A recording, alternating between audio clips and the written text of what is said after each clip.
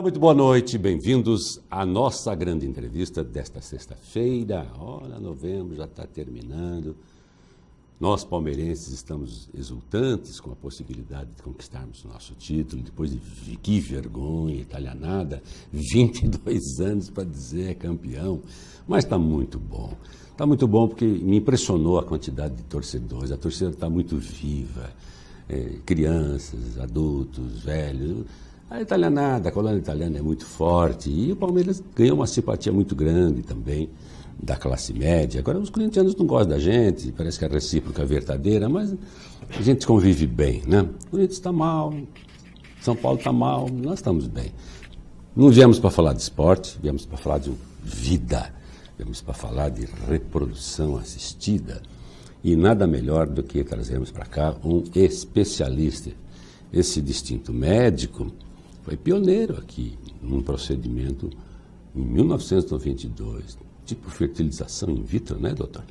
É o doutor Marcos Moura. Doutor Marcos, muito obrigado por ter acolhido o nosso convite. Eu que agradeço, realmente é uma honra, é um prazer estar em seu programa, um programa fantástico que realmente só tem a engrandecer a cidade de Ribeirão Preto. Muito obrigado por estar presente. Palavras elogiosas, eu agradeço. Doutor Marcos, um breve currículo, ele é muito mais que isso, evidentemente, é médico ginecologista, com mestrado, doutorado, foi professor da USP aqui durante 20 anos, livre docente pela nossa Faculdade de Medicina de Ribeirão Preto. Incrível essa Faculdade de Medicina. Sim. Maior número de candidatos à medicina pela FUFEST. 75. Ribeirão Preto, 75 candidatos por vaga na nossa medicina. Mas é o reflexo do que a faculdade representa perante a comunidade médica. O prestígio. Prestígio. Ela é uma das faculdades, em termos de qualquer ranking de classificação, uma das primeiras. O Dr. Cássio Botura deve ficar feliz com isso. Com certeza. O Cássio Botura é tio da minha esposa, já falecido, um cientista aí, e tantos outros que vieram para cá, né? Fizeram esse prestígio dessa grande universidade. O doutor Marcos Moura é médico ginecologista, mestrado, estou repetindo, doutorado livre, carreira top, né? Tem pós, não satisfeito com tudo isso, foi fazer pós-doutorado nos Estados Unidos, além de estágios em cursos sobre reprodução humana assistida na Espanha, Bélgica, especialmente. Foi docente, foi professor da Faculdade de Ribeirão Preto da Medicina por 20 anos, já falamos. Ele é membro da American Society of Reproductive Medicine, European Society of Human Reproduction and Embryology. Realizou o primeiro procedimento, está aqui, de fertilização in vitro em 92, em hospital público. Parabéns por esse trabalho. É o fundador da clínica Matrix, uma das pioneiras do segmento em Ribeirão Preto, que está entre as mais modernas e bem equipadas do país. Falaremos num segundo bloco muita coisa sobre a Matrix, né? Perfeito. Eu vou abrir uma pergunta mais de caráter genérico e dando assim uma tentativa de criar um começo, meio e fim à nossa entrevista. Doutor, o que parecia ficção científica acabou por se transformar em realidade. No dia 25 de julho de 1978, nascia no Hospital Geral de Oldham, perto de Manchester, na Inglaterra, a inglesa Louise Brown. Eu me lembro veio a notícia, bebê de proveta, o mundo, né? Como foi também o transplante do Dr. Christian Barnard. Foram feitos científicos assim, estarrecedores no bom sentido, né? Foi o primeiro bebê de proveta do mundo. Muita gente com uma certa idade vai lembrar disso. Sua mãe, Leslie Brown, com um bloqueio nas tubas uterinas, só conseguiu engravidar quando encontrou o embriologista Robert Edwards e o ginecologista Patrick Steptoe.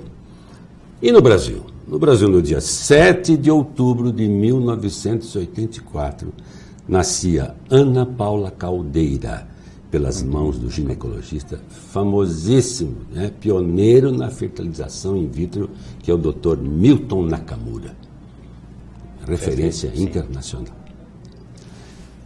Vamos lá então, vamos definir então, doutor, o que é a reprodução assistida. Eu vou colocar aqui uma coisinha simples. Já pode responder. O que é a chamada reprodução assistida? Reprodução assistida é você assistir, ou seja, você prestar assistência a um casal que por alguma razão não consegue engravidar, naturalmente. A gente imagina que a gestação natural é um processo muito tranquilo, muito fácil, afinal de contas acontecem todos os dias, bebês nascendo, etc. Mas o que muita gente não sabe, Cassone, é que a chance de gestação em casais normais, ela é próxima de 18% a 20% ao mês. Aí. Casal normal. Imagina a seguinte situação, o casal vai pegar um dadinho, um joguinho de dado. Ele vai escolher o número 5. Ao final do mês ele vai jogar o dado. Se cair o número 5, ele está grávido. Esse vai ser o número mágico dele, o número da sorte. Tem casais que jogam em janeiro, não conseguem, em fevereiro, março, abril, conseguem 5 meses depois. Se depois de um ano não houver sucesso em se obter a gestação, alguma coisa está acontecendo. Afinal de contas, você jogar o dado 12 vezes, a chance de você acertar o seu número da sorte é muito grande. Aí é onde entra a reprodução assistida. Ou seja, ela presta assistência a casais normais. A casais que não conseguem a gestação. Essa assistência, ela não necessariamente precisa ser uma fertilização in vitro. Exato. Existem uma sequência de tratamentos que podem ser feitos até mesmo pelo ginecologista, pelo urologista. Doutor Marcos, quando começou a onda de fertilização in vitro, houve algumas resistências, conservadores, especialmente da igreja. Né? Sim, sim. Esse pessoal está brincando de Deus, não sei o quê. Eu me lembro que houve uma reação muito violenta, sim, né? Mas tudo vai. Nós estávamos comentando ainda aqui, né? Esse Papa, que coisa extraordinária. Fantástico. Como está parando as arestas dos conservadores, né? E está trazendo progresso para todo mundo, na política, na medicina, na religião, na arte. Mas realmente, quando surgiu... É difícil, né? É difícil. Quando surgiu a fertilização in vitro... Bom, o nome fertilização. Fertilização significa a união do óvulo com o espermatozoide. Então, aquele óvulo foi fertilizado. Ela é chamada in vitro porque ela não acontece em vivo.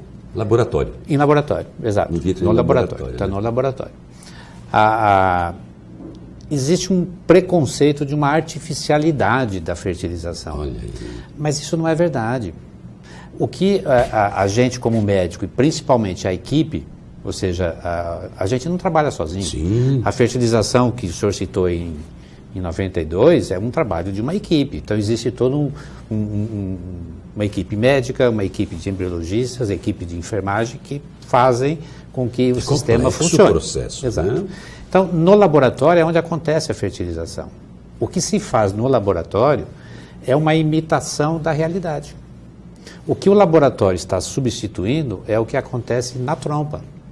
Você veja que a primeira fertilização, a indicação era obstrução nas trompas. Exato. O que aconteceu no laboratório foi o que aconteceu nas trompas. Então, apesar de haver uma resistência por parte de igreja sobre isso, a gente não fabrica espermatozoide, a gente não fabrica óvulo. A gente imita o que a natureza faz. Simplesmente. Simples. Lógico. Reproduz não o é que tão ela simples, faz. mas é isso. Exato. Espetacular. Doutor Marcos, técnicas da reprodução humana assistida. Eu encontrei aqui, primeiro, a inseminação artificial. Perfeito. Que possibilita a geração de um novo ser, né? Através de uma fecundação. Agora eu quero saber o que é isso. Homóloga ou heteróloga? A homóloga deve ser praticada na esposa, com o sêmen do marido. Perfeito. Né? E a heteróloga, sêmen de um terceiro. Perfeito. É isso? Exato. Qual das duas tem mais procura? Evidentemente. A homóloga. A homóloga. Né? A inseminação intraútero é um processo em que você vai fazer um preparo no sêmen, então você faz um acompanhamento na mulher, determina o dia em que ela está ovulando. Na verdade, você procura determinar o momento da ovulação. Ela vai estar ovulando amanhã, sábado de manhã. Então, no sábado de manhã, é colhido o sêmen, é feito um preparo no laboratório, onde você seleciona os melhores espermatozoides e eles são colocados no útero. Ou seja, você vai ter uma seleção prévia e esses espermatozoides serão colocados mais próximos do óvulo, no momento da ovulação. Quando ela é feita com o sêmen do companheiro, do parceiro, ela é homóloga. Isso. Quando eventualmente o parceiro, por alguma razão, não tem uma produção de espermatozoides suficientes para esse procedimento, aí você recorre a sêmen de terceiros, mas bem entendido, banco de sêmen. Existem normas para esse terceiro, vamos chamar assim. Sim, um critério rigoroso. Não pode o casal falar, eu vou levar como doador de sêmen meu primo, meu cunhado. Não, é banco de sêmen. Ou então, né, eu quero um sêmen de um louro alto, olhos azuis, né? Quando você usa banco de sêmen, pode. O senhor ouve isso no seu consultório? Sim. As pessoas chegam... Sim. É? Sim. Olha que coisa... Na maioria das vezes... Já que eu vou escolher, né? Tem um book lá para o senhor mostrar para eles, não? Mais ou menos, a foto não tem. Mas quando ela é homóloga, geralmente a escolha do sêmen é baseado nas características do parceiro. Exato. Quando é uma produção independente, a mulher não tem parceiro e ela vai escolher, ela pode fazer essa opção. Olha aí. Eu quero um sêmen de uma pessoa assim, assim, assim. E muitas vezes, lógico, isso é anônimo, claro. E muitas vezes até o banco de sêmen, que tem toda uma norma para poder funcionar, ele pode fornecer informações adicionais a respeito do doador, referente hobby, escolaridade, religião, profissão. Ela escolhe, eu quero um loiro de olho azul, praticante de tênis, que gosta de velejar. Seria... Que coisa interessante. E outros, uma coisa, essa engenharia genética é uma coisa curiosíssima. Às vezes pode acontecer alguma coisa inversa, a pessoa sonha com um determinado bebê que vai nascer, etc, in vitro, e de repente nasce um problema, alguma coisa. Há riscos nesse processo. Esses riscos são diminutos, são comuns, como é que é? Se a gente for... quando mexe com sim.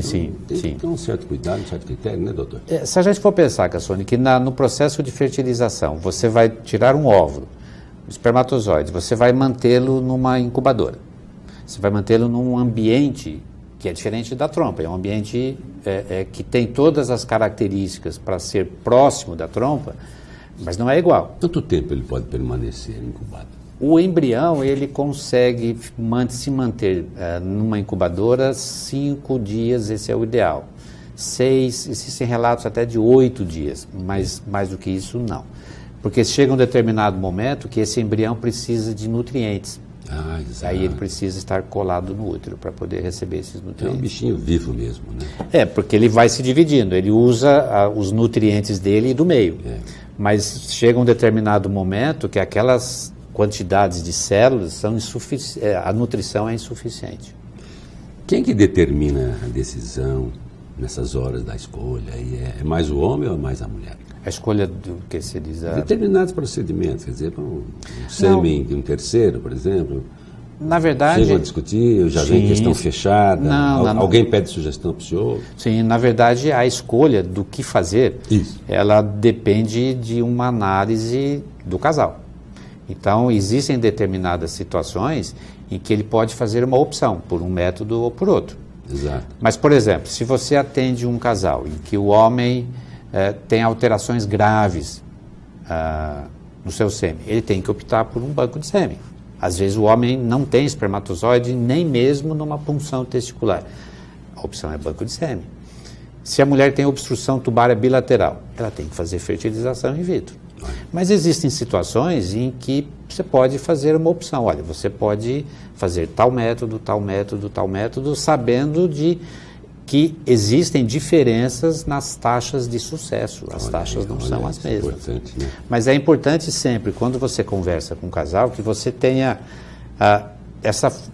você deve ser franco, você deve ser honesto, você deve colocar na mesa... Não vender ilusão. Exatamente, não vender ilusão. Exato. Então você tem que dizer quais são as possibilidades de cada um dos métodos. Eu sempre digo para os meus pacientes, eu não sou dono da verdade. Essa é a minha opinião, não necessariamente seja a melhor. Você pode ter uma opinião de um outro. Correto. Mas no meu julgamento, para vocês a indicação seria esse, com uma taxa de sucesso essa. Muito bom. Outra técnica de reprodução humana é a ectogênese, né? Também conhecida como fertilização in vitro. Agora, eu percebi aqui que, numa pesquisinha que eu fiz, num site sério, são muitas as possibilidades que a ectogênese pode gerar. Quanto ao procedimento, compreende várias etapas. Indução da ovulação, Perfeito. a punção folicular, Perfeito. cultura dos óvulos, coleta e preparação do esperma, completando-se com a inseminação e cultura dos embriões. Não é isso? Exato. Então, são etapas que são seguidas. Exato. Quanto tempo leva tudo isso? Por exemplo, uma gravidez leva quanto tempo, né? Normal, e agora com a Uma gravidez, não, mas o tempo é o mesmo. É mesmo? É o mesmo, o tempo é o mesmo. Depois que É o mesmo. pegou, como se diz vulgarmente, né? Sim. Deu certo? Até desde o início. Naturalmente, você tem menstruação, depois de, em média, 14, 15, 16 dias, a mulher está ovulando. Correto. É esse período que é feita a fertilização. Então, a fertilização, o tempo de fertilização, lógico, existem preparos prévios, existem exames prévios, mas a fertilização, esse é o tempo, 14 dias. Ela menstrua depois de 2 semanas. É o período correto para fazer. Exato. Depois de 2 semanas, ela está lá com um embriãozinho no útero. Bacana. E o restante transcorre como uma E a partir daí entra numa rotina de gestação, né, de cuidados, sim, né? Sim. Muito bem. Doutor, os dados da Sociedade Americana de Fertilidade mostram que até os anos de 60, 1960, o índice de infertilidade no mundo variava entre 10% e 15% da população. Hoje, os patamares entre 25% e 30%. E dizem que essa explicação está ligada à vida moderna. Entre as razões mais conhecidas para esse aumento está a procura tardia pela gravidez e suas consequências. O senhor me sugeriu, quando eu peço ao entrevistado um elenco de temas para a gente explorar aqui, que muitas pessoas preferem fazer isso um pouco mais velhas também. Exato. É isso? Quer dizer, cuidam antes de uma série de coisas, depois, agora eu acho que vou fazer uma fertilização. Então, na hora. É um pouco disso que acontece? Com certeza. Aliás, é um ponto muito importante. Isso, explique bem isso, que é interessante. Porque se nós lembrarmos bem, uma menina de 30 anos, eu digo menina, porque ela é jovem. Sim. Se ela tivesse no mundo há 100 anos atrás, ela já seria quase vó. Porque ela ia começar a menstruar aos 13, 14 anos, casar aos 16, 17 e engravidar um atrás do outro. O organismo da mulher, ele se prepara todos os meses, não é para menstruar, é para engravidar. Olha. Existe toda uma orquestração para a gestação. Só que se a mulher posterga a gestação, ela vai incorrendo em riscos, que é o que acontece hoje. Hoje a mulher, ela quer estudar, ela quer se firmar profissionalmente, tem independência econômica. Independência, aí ela encontra o parceiro ideal. Não quer muito filho no começo. Não, eles querem curtir a vida a dois por um tempo. Os tempos são outros. E aí fala, bom, então agora vamos começar a tentar. Da tristeza do vovô e da vovó. Quando é que vai me dar um netinho? Exatamente. E o Júnior, quando vem? Só que aí pode já ter algumas dificuldades. Olha aí. Isso acontece principalmente do lado feminino, também do lado masculino. Mas o lado feminino, ele tem uma peculiaridade. A mulher não fabrica óvulos, Cassiano. Aí. Ela nasce com os óvulos prontos. Então, o óvulo da mulher tem a idade dela. Eu não sabia disso, doutor. Super ignorância. O homem fabrica. O espermatozoide renova. Ele é sempre jovem. O óvulo não. Então, com o passar do tempo, a gente vai sofrendo agressões, a gente vai tendo uso de antibióticos, radiação, etc., substâncias tóxicas que você pega na feira achando que está pegando uma coisa maravilhosa e tem lá um agrotóxico. Isso, e além do tempo, isso afeta a qualidade. A partir dos 35 anos de idade, você começa a ter diminuição da fertilidade da mulher. Olha aí. E isso, infelizmente, é um dos grandes fatores que corrobora para o que há uma data limite, né? Limite. CIF. Exato. Prazo de validade. Prazo de validade. É incrível, mas isso deixa algumas mulheres neuróticas até. Estou perdendo, vai passar da hora, eu não queria ter tanto um filho. Aí eles recorrem. A mulher está jovem, ela está com os seus 40 anos de idade, é jovem. Mas, doutor, a fertilidade... É cada vez maior a quantidade de gêmeos que vemos nos dias atuais. Como os médicos costumam implantar vários embriões na tentativa de êxito do tratamento, acabam proliferando múltiplas gestações, é isso mesmo? É verdade, é verdade. Houve uma... Isso também é um risco, né? De repente, com certeza. Só que em 1, em 2, em 3, em 4, como é que faz? Houve uma Nossa época... família aí fica difícil. Mas houve uma época em que nós agimos de acordo com normas do Conselho Federal de Medicina. Houve uma época em que o limite de... Limitava. Era limitado, 4 embriões. Exato. Agora o limite é por idade. Ficou mais racional. Ficou, exatamente. Então nós tivemos, eu me lembro, no início gestações de quádruplos, trigêmeos, muito mais do que existe hoje. Porque o que a gente tem que pensar é que quando uma mulher procura um tratamento, o que eu digo para elas até assusta, mas eu falo, pensa bem, o seu objetivo não é engravidar. Mas lógico, eu quero engravidar. Eu falo, não. O seu objetivo é ter um filho em casa. São coisas diferentes. Se você engravidar de 4, o seu risco de amanhã não ter nenhum filho em casa é muito maior. Então, você transferir mais embriões, isso aumenta a chance de gestação, mas uma gestação múltipla aumenta os riscos. Sim. Então, isso está diminuindo. Nós estamos cada vez mais prudentes em transferir menos embriões, se possível um, e com um embrião você ter uma taxa de sucesso semelhante ao que nós tínhamos com 4 embriões. Muito bom. Mas uma segurança maior. E não há alegria maior do que uma pessoa que lutava para ficar grávida e de repente consegue seu objetivo, né? É uma felicidade inconteste e indescritível para todo mundo. É uma felicidade para todos. Mesmo porque aí é uma coisa, desde criança, né? A mulher já tem toda uma cultura que pesa sobre ela, da maternidade, de ser mãe, né? De ter família, de casar, precisa casar. E muita gente já tem aversão a isso. Meu Deus do céu, não quero casar. Não quero. E é muito interessante que as mulheres modernas, às vezes, modernas tem umas bem diferentes aí, né? Que dizem assim, eu não vou me casar porque eu não quero sustentar marido, pô. Isso é verdade. Tem muito cara dando golpe do baú aí, não tem, doutor? Tem muita gente que fala, não, eu não... Não é assim? Sim. Eu romangueço para mim. Para bem quê, assim. Né? Não. Então, Estou bem, estou independente, viajo quando quero. E a tradição, a italianada, o libanês, ele quer a prole repetida, aumentada, né? Uma questão cultural, né? Ele quer a casa cheia. Cheia. A macarronada de domingo. Está muito vazia essa casa, que chato. Ó, vizinha, que estão cantando lá. Natal em família, só 2, 3. Mas isso também gera uma certa angústia para as mulheres e para os filhos. Eles têm que ter filhos. Então fica uma coisa obsessiva. Fica obsessivo. Cadê? E aí a nona, o nono, cadê? É um peso danado, todo mundo cobra. Todo mundo cobra. Até o cachorrinho cobra.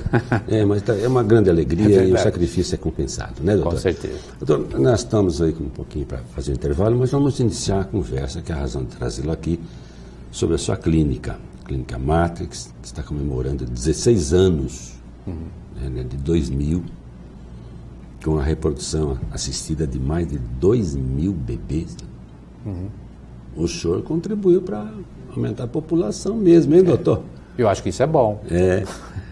A unidade atual da sua clínica, ela foi concluída em 2012. Hoje ela está completíssima, né? Mas faça um breve histórico de tudo como começou. O senhor era professor aqui da faculdade. Primeiro o senhor foi professor, fez carreira acadêmica, né? Eu vi aqui livre docente, chegou no topo da carreira. Aliás, muito querido por provavelmente seus clientes e ex-alunos, porque o Facebook foi bombado, expressão que eu não gosto muito, mas muita gente parabenizando, mandando abraço, gratidão pelo seu trabalho. Isso é muito importante. Eu acho que o senhor deve estar puxando o título de recordista. Muita gente. Não, obrigado. A carreira acadêmica ela é maravilhosa. Bonita, né? É bonita. Você ter... O que pese a má remuneração mas e às vezes péssimas condições de pesquisa e trabalho. O convívio com alunos, com residentes, com os colegas, é realmente fantástico. É uma coisa nobre, né? Uma profissão nobre. Exato, e ela é desafiadora, ou seja, sempre você está em constante atualização, cobrança por parte dos seus alunos, é ótimo. Existe um aspecto na carreira acadêmica, que foi inclusive um dos motivos para a gente abrir a clínica Matrix, que foi o engessamento de uma instituição. Numa instituição pública, você tem menos liberdade de você adotar determinadas medidas. Apesar da USP ser fantástica, pioneira em termos de investigações científicas, trabalhos científicos, ou seja, tem uma grande permeabilidade junto aos órgãos que fomentam a pesquisa, CNPq, FAPESP, etc. Não é fácil. Você utilizar determinados equipamentos, determinadas técnicas, envolve todo um processo que não é tão simples. Já numa instituição privada, a liberdade é total. A liberdade é total. Acertos e erros são de sua responsabilidade. Não só de você adquirir equipamentos novos, você adotar protocolos Isso é importante. novos, ou seja... Quem faz ciência. Exato. Então, você adquirir utilizar determinados procedimentos que são publicados há pouco tempo é muito mais ágil do que uma instituição pública. Esse foi uma das razões pelas quais eu me sensibilizei e nós começamos na clínica no ano 2000. E aos poucos o senhor foi investindo. Hoje está num espaço extremamente interessante. Hoje, no Canadá, né? No Jardim Canadá, exato. Nós começamos com realmente um estabelecimento pequeno e ele acabou se tornando realmente pequeno. Nesse estabelecimento pequeno, o senhor não tinha condições de dar todo esse atendimento que o senhor dá hoje. Não. O senhor dependia de outros espaços físicos, técnicos, né? E aí, foi a hora que o senhor disse, não dá, chega. Tem que ter o domínio de tudo. Quando nós fizemos um planejamento para onde nós estamos atualmente... O senhor diz nós, deve ter sócios também ou não? Não, quando eu digo nós, é que eu encaro a clínica como a minha família. Sim, mas o senhor é que dirige tudo, determina tudo, faz todo o trabalho básico. Mas, na verdade, eu digo, é um trabalho todo de equipe. E tem auxiliares que formam a sua equipe. Sim, então é um trabalho de equipe. Então eu digo nós, porque eu não me vejo sozinho na clínica. A clínica... Comigo só não adianta, ou seja, eu dependo de todos. Sim. Então eu encaro isso como uma família. Porque às vezes as clínicas são multidisciplinares, né? Não, exato. No caso do senhor, o senhor tem todo voltado, focado para a reprodução. Nisso, exato. Perfeito. Aí nós fizemos a opção para um outro local. Todo o planejamento foi um planejamento longo, demorou anos. Nós fizemos todo um planejamento junto à vigilância sanitária para adequar todas as normas. Existem normas para o laboratório, normas em relação a partículas. É uma coisa séria, mexer com vida, pelo amor de Deus. Sim, eu acho importante. Eu acho que isso é fundamental. Anvisa, a Agência Nacional de Vigilância Sanitária. Ela fiscaliza até mesmo a pressão positiva do laboratório. Olha. Tem que atender, uma especificação física que eu não sei. Então, tudo isso nós nos atentamos. Importante que seja assim, né? Para você poder oferecer um serviço de qualidade. E onde nós estamos é um ambiente tranquilo, um ambiente bem mais sossegado. Então, com pouquíssima experiência, né, doutor? É bom. Muito legal. Nós vamos fazer nosso intervalinho e depois nós voltamos para fazer a segunda parte do programa. Perfeito. O doutor Marcos é professor, né? Toda vez que o médico vem aqui e passou pela sala de aula, a didática, a clareza, o raciocínio lógico impressionam. Nós estamos falando com o doutor Marcos Moura, fundador da Clínica Matrix, que é um craque nessa questão da reprodução assistida. Tem coisas muito interessantes que ele nos sugeriu que colocássemos em discussão. Fica firme aí. Voltamos já.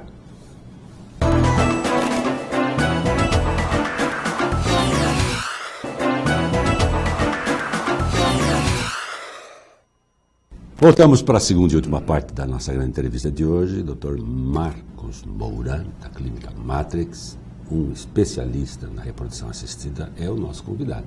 Você viu, né, naturalidade com que ele coloca as questões. E nós vamos avançar um pouquinho, começamos agora a falar da clínica dele, e vamos colocar algumas coisas. Doutor, a clínica tem programas de baixo custo, né, e facilidade de acesso ao procedimento para mulheres que têm menos recursos financeiros. O senhor faz esse tipo de atendimento? Sim. Como é que funciona isso?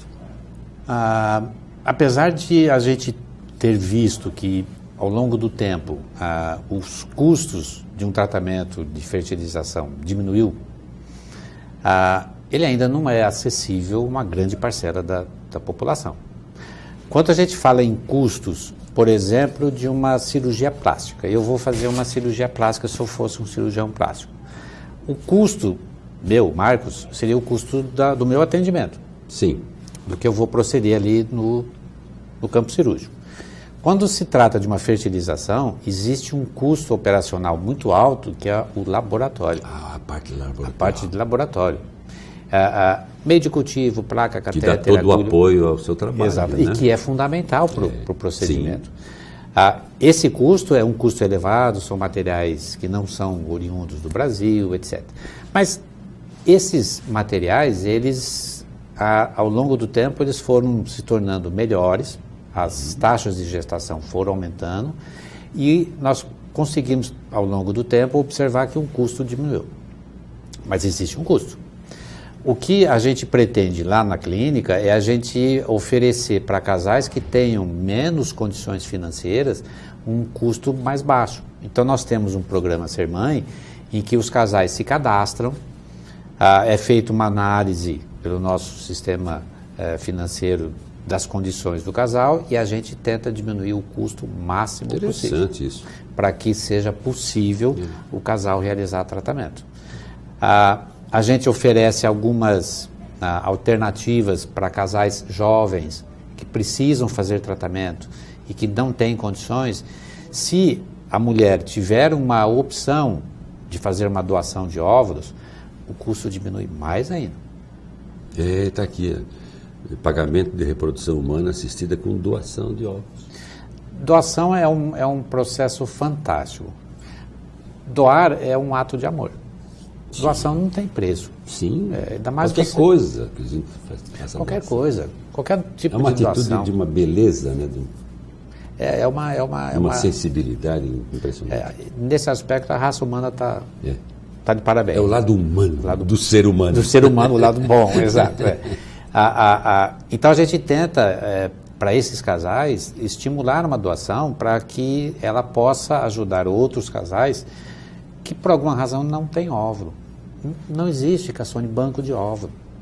Existe banco de sêmen. Sim. Mas banco de óvulo, não. Na Europa existe, mas aqui no Brasil não. E o que está dificultando a existência dele? É que mesmo quando você faz uma estimulação ovariana, para você captar, colher óvulos, você colhe óvulo às unidades. Você colhe 6, 7, 10, 15, 20 óvulos no máximo. No máximo.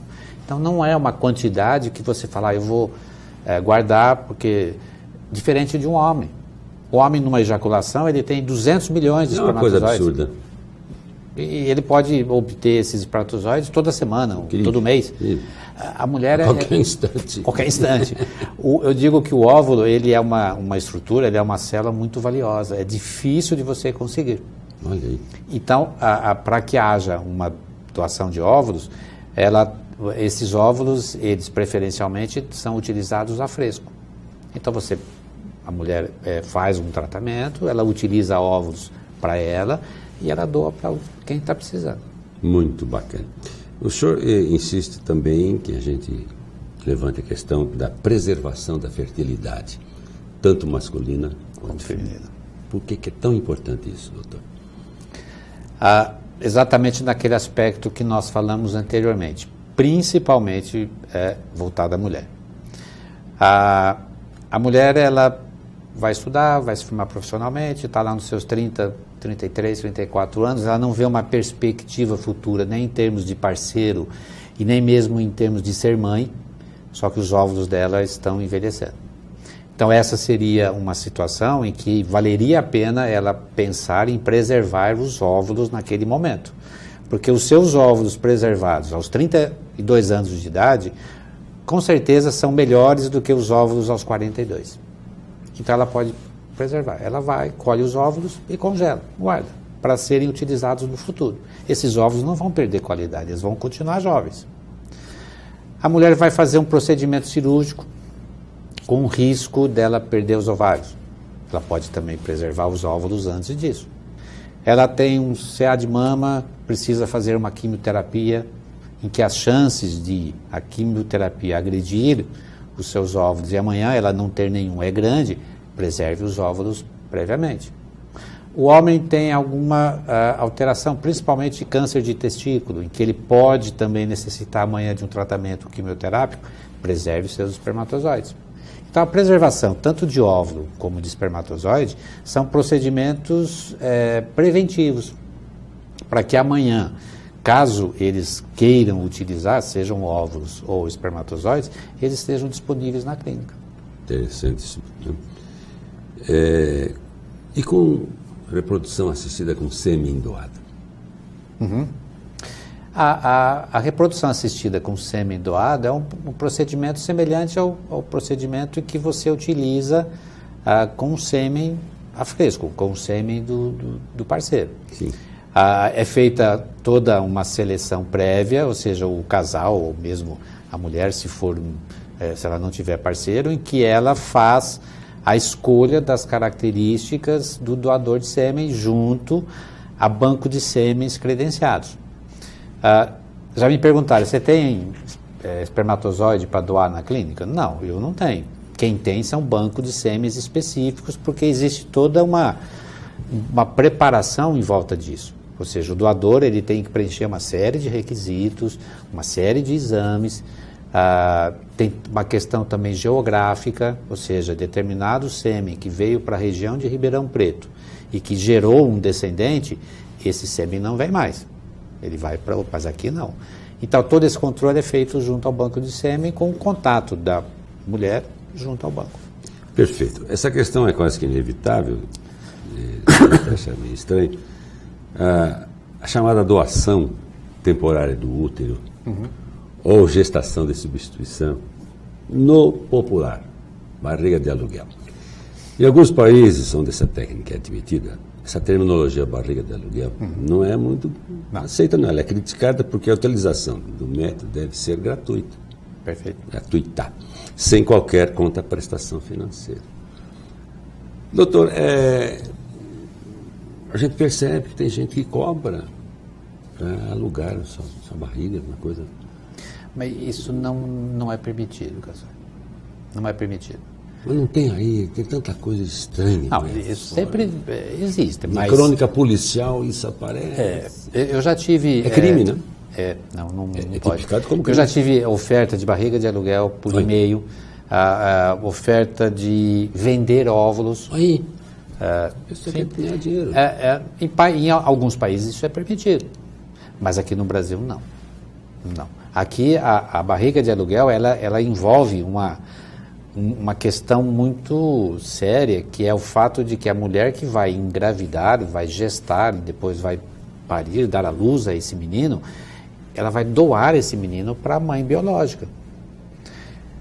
Então essa pessoa, se a gente for pensar friamente, não pode ser uma que ela contratou, como foi a novela. A novela deu uma contribuição negativa e muito grande. Primeiro o termo, barriga de aluguel. Então você está alugando uma barriga, você está pagando. Não. Às vezes, em vez de ajudar, atrapalha. Atrapalhou. Quem vai fornecer o útero de substituição tem que ser parente da mãe biológica, até 4º grau. Então pode ser a mãe, filha, irmã, tia, prima, porque existe essa situação do sucesso posterior. Ela vai gerar, vai dar à luz, ela vai doar a mãe biológica. Agora, ela ficou 9 meses com aquele bebê na barriga, ela teve uma ligação muito forte com aquele bebê. Por mais que ela seja parente da mãe biológica, ela seja uma irmã, tenha todo um laço afetivo, um amor muito grande, ela tem também amor pelo filho. Essa doação ela tem que ser muito bem trabalhada antes, muito bem trabalhada. Por isso que a doadora tem que ser parente. Tem que ter todo um processo de acompanhamento psicológico dos 4, não é só das mulheres, dos maridos também. Porque o marido vê a mulher grávida de um filho que não é dele nem dela, é da cunhada. Muito interessante isso aí. Esse processo é um pouco jovem no Brasil, nessa questão. Não é muito jovem, mas também não é muito antigo. Como a Constituição de 88 enfrentou esse problema? Está na Constituição. Já. Eu me lembro que houve um projeto de lei do Pinotti.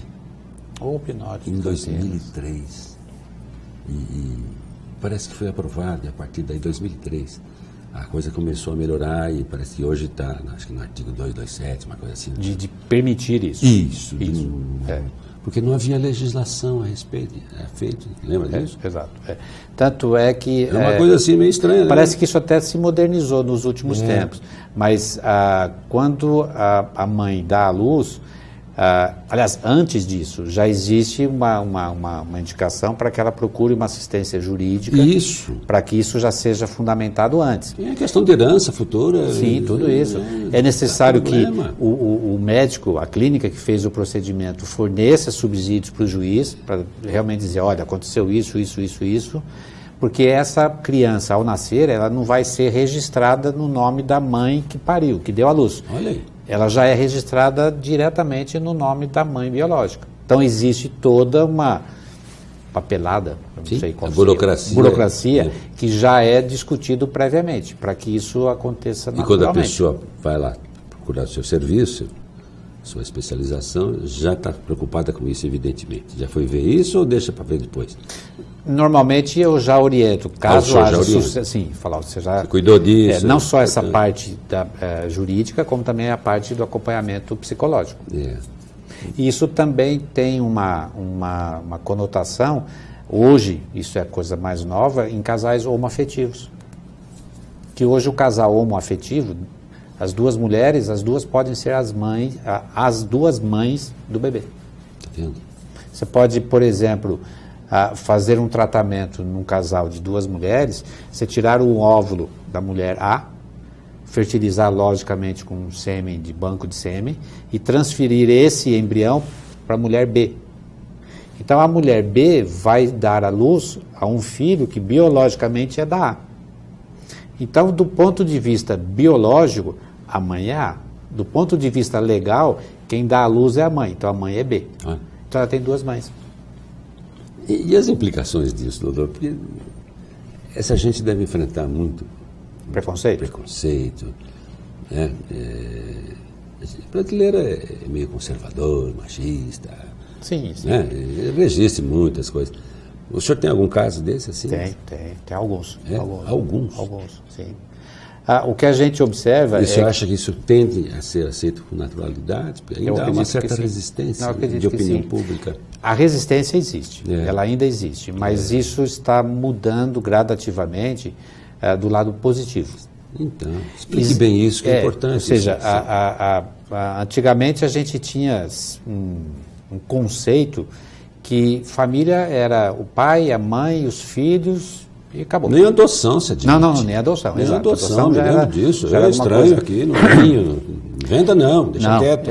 Mas isso, ao longo do tempo, foi mudando. Sim. Quando a gente fala de casais homoafetivos, existem, curiosamente, algumas publicações científicas mostrando que essas crianças, esses filhos, eles têm um desenvolvimento, tanto social como intelectual, muito bom. Muitas vezes até melhor do que casais normais, filhos de casais normais. Porque um casal ter um filho, casal normal, tem um filho, tá, lógico que o casal vai amar esse filho, etc. Mas quantos filhos nós sabemos que existem por aí no Brasil que os pais não estão nem aí, que não se importam muito. Abandonam. Já o casal homoafetivo, para eles conseguirem esse filho, para as duas conseguirem, não foi fácil. Teve todo um processo.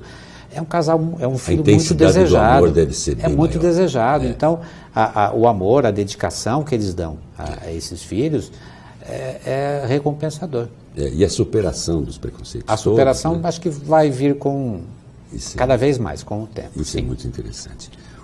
O senhor foi professor, sempre o professor gosta de perguntar sobre educação e professor.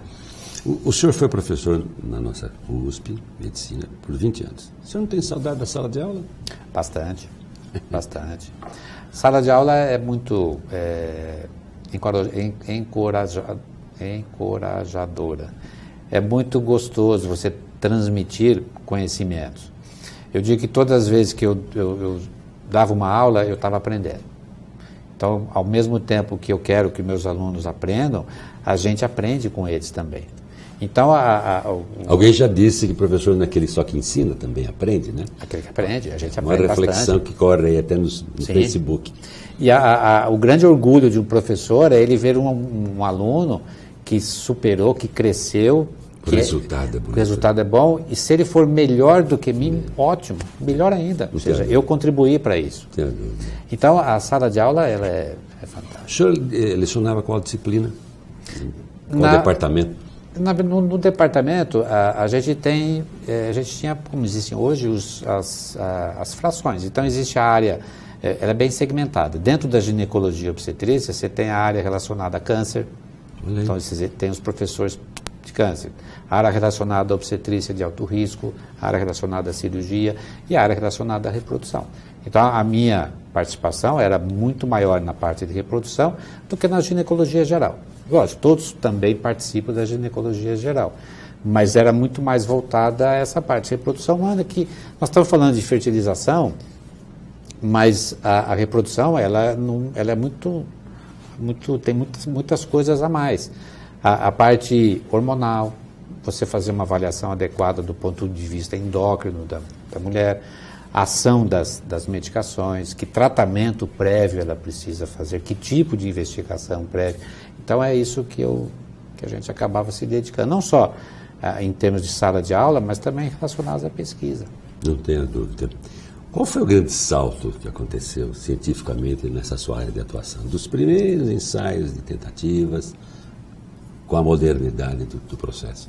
Você diz na parte da reprodução. Da reprodução, uma coisa que impactou muito disso. Isso é um ganho extraordinário. A gente sofria muito por causa disso. Sim, eu acho que nós tivemos alguns ganhos significativos mesmo. O primeiro deles, em 1962. Olha, meio século. É quando nós tivemos a aplicação prática de drogas para induzir a ovulação na base de comprimido, que existe até hoje. Ou seja, a mulher não ovula, a mulher não engravida. Então, por via oral pode tentar resolver. Existe até hoje. Olha. Então esse foi E ajuda? Funciona? Funciona. Não só essa parte, como a parte oposta, ou seja, o anticoncepcional. Ou seja, ela também procurar o anticoncepcional para ela planejar a gestação. Então esses são ganhos, eu acho que importantes. Sem dúvida. Na reprodução voltada à gestação, sem sombra de dúvida, a fertilização in vitro foi um dos procedimentos mais que abriu um leque fantástico. E mais recentemente, a investigação genética desses embriões. Doutor, a engenharia genética, essas coisas que a gente se assusta, né? A gente é leigo, pega lá um caderno de ciência, publicação fim de semana da Folha ou do Estadão e começa a ler um pouquinho, sem entender nada, falando, Jesus, como as coisas estão se transformando rapidamente. Que cenário o senhor pinta para daqui 15, 20 anos na sua área de atuação? Ou nós teremos o mesmo procedimento, as mesmas técnicas, ou alguma coisa está prestes a revolucionar ainda mais? Existe uma... Tem que falar com os americanos? Também. Os europeus também estão muito bem. Também. Espanha? Você gosta muito de Espanha? Sim, Espanha é fantástico. Faz bem, né? Espanha, Inglaterra... Inglês. França não? França não? Menos. Menos, né? Menos. Eu acho que esses dois são os pioneiros. Perfeito. Eu acredito que um grande avanço que talvez nós tenhamos, não sei se em 10, 15 anos, é a terapia gênica. É você poder tratar, do ponto de vista genético, um embrião alterado. Isso eu queria que ele sabesse, se dá para dar uma arrumada no bichinho ali. Então, existe um filme, não sei se você viu, Cassoni, Gattaca. Não vi. Ele utiliza as letras do código genético do DNA, C, G, T, se chama Gattaca. É um filme que se passa no futuro, em que o casal vai numa clínica, aí, depois de colhidos os ovos fertilizados do embrião, ele mostra, esses são os embriões seus. Esse aqui vai ter predisposição a ser artista, esse aqui predisposição a ser... Então, chegar aí, quer dizer, você dá para fazer uma espécie de profecia. Exato, então ou seja, essa investigação bem profunda. Eu não acredito que nós cheguemos nesse ponto, mas eu acredito que a gente vai ter, sim, hoje nós temos condições de fazer detecção, diagnóstico de alterações gênicas. Questão dos genes, inclusive. Sim, mas eu acredito que futuramente nós teremos condições de tratar essas alterações gênicas. Perfeito. De tal modo que você tenha um embrião sadio. Mas com certas limitações, lógico, porque afinal de contas nós não somos Deus. A ciência é uma coisa extraordinária. O doutor Odilon Ianetta, que é grande amigo seu, sim, que nos dá apoio aqui no programa, né?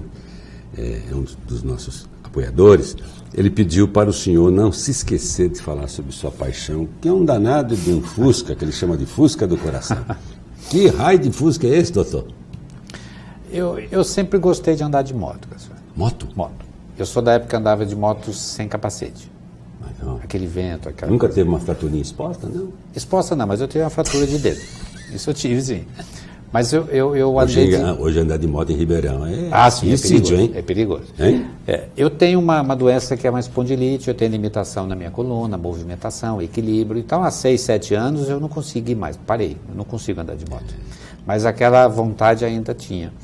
E aí eu resolvi fazer isso. Comprei um Fusca e levei numa oficina em Campinas e ele é um Fusca conversível. Então, eu estou tendo a sensação do ventinho, como se eu estivesse andando de moto, com a segurança de 4 rodas. Se adaptou.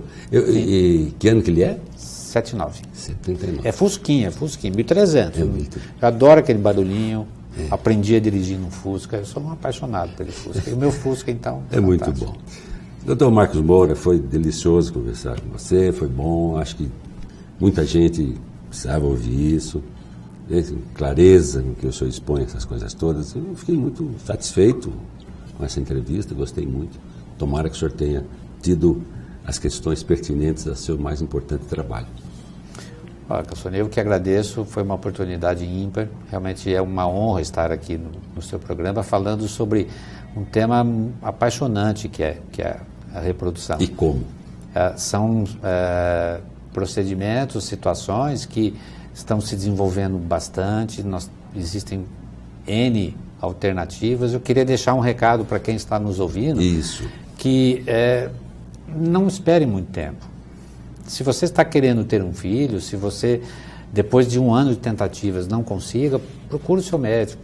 O ginecologista, o urologista, na maioria das vezes, ele vai conseguir resolver essa situação no próprio consultório. Nós existimos para situações mais complexas, que exigem laboratórios de fertilização, etc. Mas o tempo, ele é fundamental. O tempo é uma das coisas que a gente tem controle sobre ele. E procurar um tratamento na hora certa. Muito bom. Muito obrigado mais uma vez. Muito obrigado. Por essa entrevista. Olha, sexta hoje, depois da manhã, domingo, 23 horas. Deixa de comemoração do Palmeiras para outra hora e assista a representação. Indique para as pessoas, você deve conhecer muitas pessoas que estão aí querendo, né, o seu bebezinho. E foi uma aula que ele deu aqui para a gente, apesar de pouca limitação do tempo. A limitação do tempo foi espetacular. Então, às 23 horas de domingo, uma representação. E lá para segunda e terça-feira, já no portal do canal, está lá, estará na íntegra. Procura lá a grande entrevista, você vai encontrar na íntegra essa conversa agradável e importante que eu tive com o Dr. Marcos Moura, da Clínica Matrix. Boa noite. Obrigado por sua qualificada audiência. Até nosso próximo encontro.